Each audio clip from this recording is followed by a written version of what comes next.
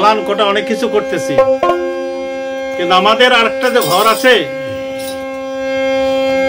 এই আমাদের ভিতর মনের ঘরখানা আমরা কি দিয়ে সাজাইছি, মনটাকে আমরা ঠিক করতে পারছি না। কাজে আমরা বাহিরের ঘর দরজা নিয়ে ব্যস্ত পড়ে আছি, কিন্তু আমার যে মনের ঘরখানা ভাগবত, গুরু সেবা, ভক্ত সেবা, এই সমস্ত দিয়ে যে সাজাইতে হয়, এটা আমাদের কখনো আমরা মনে করি না। তাই গানখানা শুনুন, আমার স্বরচিত গান। আমি শ্বেত পাথরে ঘর বানাইলাম, দাদা গো সেনেটারি পায়খানা পায়খানা, কি দিয়ে সাজাইব গরু মনের ঘরখানা। আমি শ্বেত পাথরে ঘর বানাইলাম, শ্বেত পাথরে ঘর বানাইলাম, দাদা গো সেনেটারি পায়খানা পায়খানা, কি দিয়ে সাজাইব গরু মনের ঘরখানা, কি দিয়ে সাজাইব গরু মনের ঘরখানা।